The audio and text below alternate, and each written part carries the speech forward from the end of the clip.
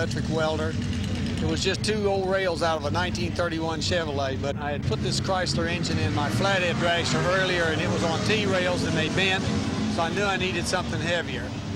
Well, this car immediately went into the 10 seconds and 134 miles an hour, and later that year, we beat Cook and Bedwell, the world champions at Cordova, Illinois at the ATAA World Series. And we came back from that event. I'd looked at all the fast cars. We made some changes to the car, and it went a whopping 176 miles an hour. The first car over 170 in the world. They said it was impossible. We did it, and we did it over and over. It wasn't long before everybody was running 170. Then in 1958, we upgraded the car again, some new modifications, 8 carburetors, and it went 180 miles an hour. First car over 180 in the world. Hey, Big Daddy, what did you think about driving that first time? We liked it. How'd it feel? Well, I didn't like it. That starting line didn't like my car. All right, so we're going to try it one more time. I've been track manager here for over 5 years, and I've just about seen it all, and I'm not easily impressed. Seeing Don Garlits line up in the marbles, inches away from a wall, cut a 504 light, run down 9.9 seconds at 163 miles an hour, go inches off the wall is probably one of the most amazing things I've ever seen.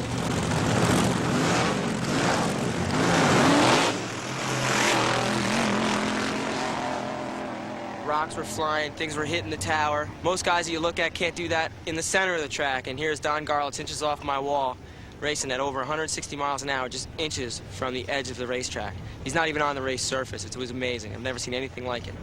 The Little Red Wagon usually starts flying about 1,000 foot out, and we've actually had it where that we went through the traps on the finish line with all 4 wheels in there, taking off just like a big DC-8, you know, and we use a parachute to get us down.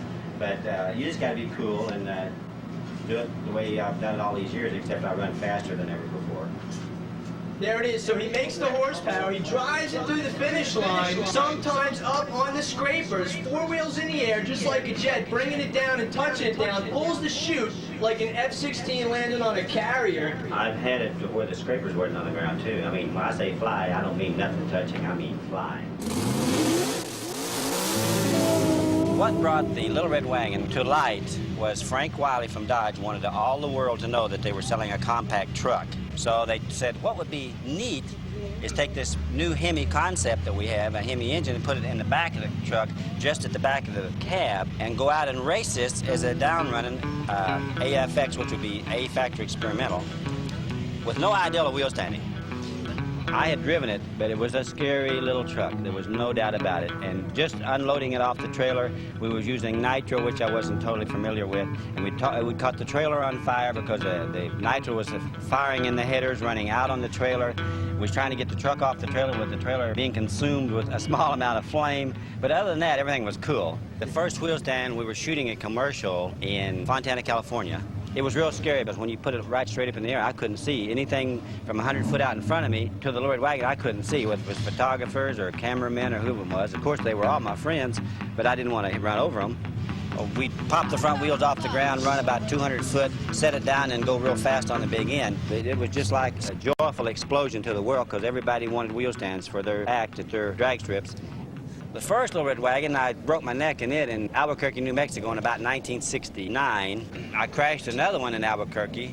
I got my arm out of the truck, but it didn't. That was the first time I crashed. The second time I crashed, I broke my neck. I crashed in Denver 2 weeks later and sort of separated my back a little bit and knocked my voice away, threw my helmet off my head and through the windshield. It was really a pretty hard impact. And then by 1975, I was on Little Red Wagon number 3, and I totaled it in Quebec City, Canada, where I went in for end 8 times and ended up in the hospital. And then I'm still trying to get over that one. But I built this Little Red Wagon number 4 in 1975 and partially 76. And this has been my greatest truck ever because it's gone 15 years without a scratch. But we've had some really close calls.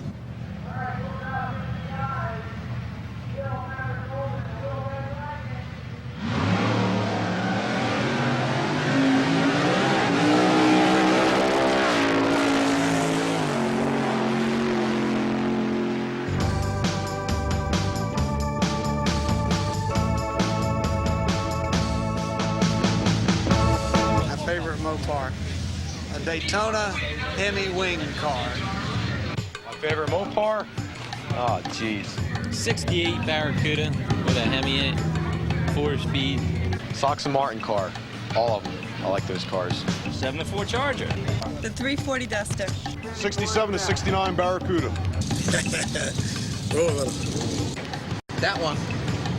Tell me what it is. 72 Barracuda. I don't know, I like them all. Ooh, favorite Mopar. Tougher question than do you love me? My favorite Mopar right now has to be the 63 Belvedere. 68 Dodge Start. 68 GTS. Right there it is, my favorite. 63 Belvedere. 70 Dodge Super Bee. 340 Duster. My favorite Mopar?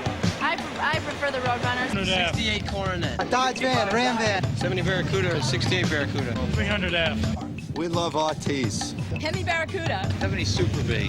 1963 Plymouth. 70 Cuda AAR. My favorite Mopar? It would have to be the Hemi Cuda. That would be my favorite Mopar with a 4-speed and a Dana rear.